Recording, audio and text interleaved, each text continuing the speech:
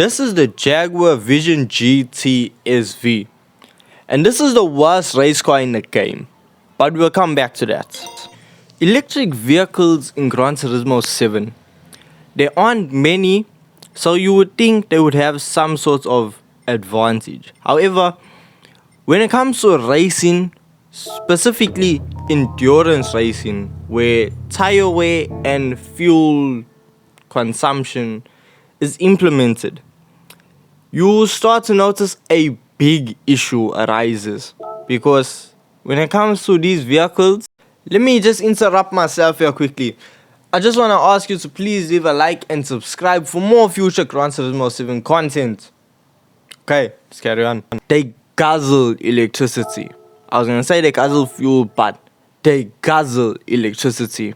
Like, see, for instance now, we're taking the Porsche Taycan S onto special route X to see what distance we can get on a single tank of electric juice. So we set the fuel consumption at times 10. That is the standard we're gonna use throughout this video, is times 10. We're not really gonna worry about tires because there's nothing to do with what we're doing here.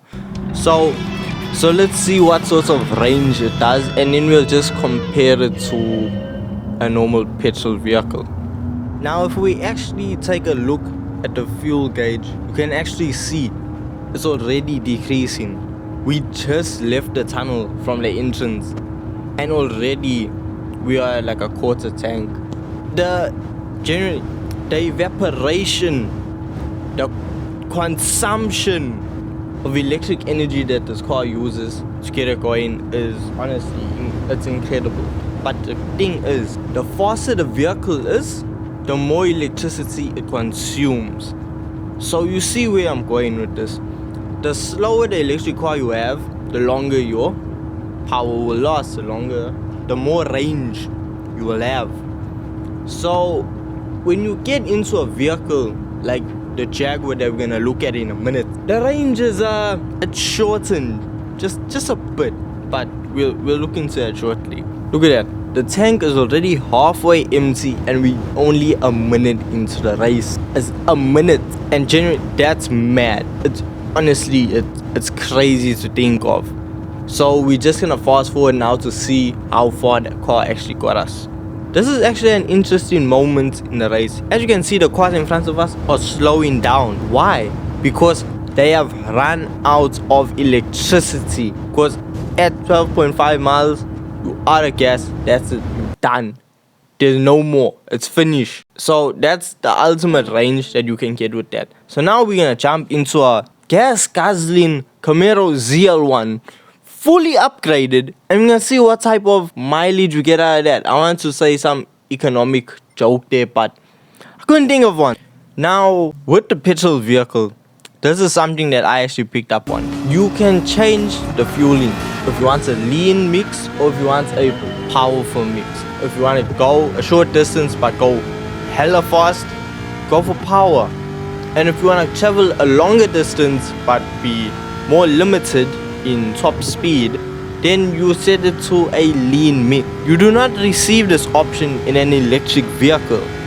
It's set at power only. So this is the problem. We need the ability to detune, well not detune, but set a lean tune on an electric vehicle, because at the moment it's set to power constantly. It's full power all the time. It's the only option you get. That's why we're running out of gas. That's why these cars have such bad mileage when it comes to endurance racing. I mean, look at this. I'm doing 355, the tank's almost done. Okay, I'm starting to stress, I'm like, wait, okay, this car's actually gonna have worse mileage than the electric vehicle. Kinda defeating the purpose of this whole video. But as you saw already, I switched over to a lean mix. So I knew, okay, this is limiting my car, but it has extended my range. So I knew all I had to do was just sit back, keep the foot flat down, and see how far I could get. The vehicle will be able to continue and get a further mileage than the Porsche. You see, we need the ability to change that on an electric vehicle.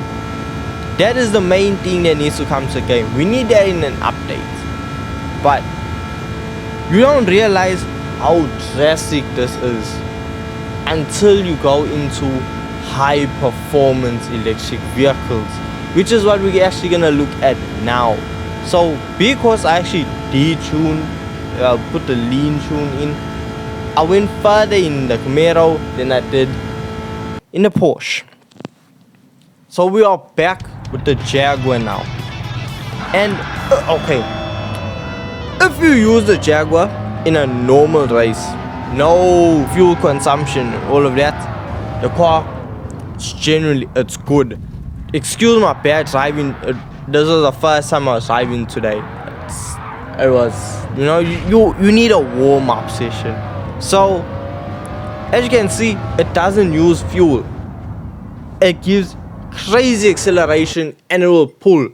Electric vehicles in non-endurance races, amazing. However, as you see, we barely left the starting line and we're already a quarter tank down. This is not good.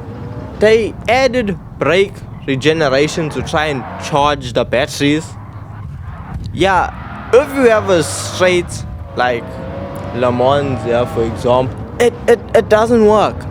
Because you barely get halfway down the straight before you come to limp mode, where you're only able to go 80 kilometers an hour and no more.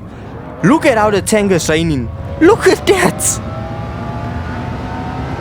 I mean, I'm flying by and then done, finished. That's you stuck now. You can't carry on. Game over.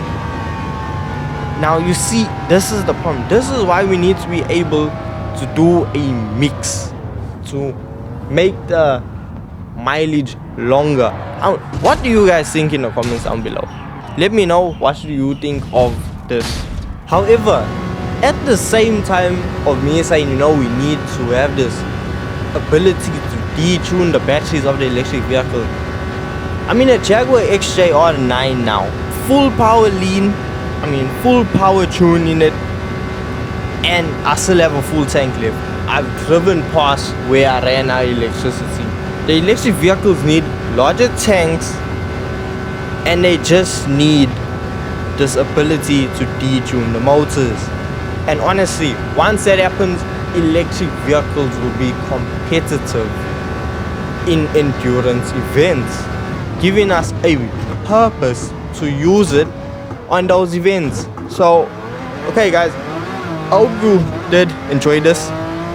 I hope you did learn something from this if you didn't know about this. And thank you so much for watching, and I'll see you in the next one. Peace.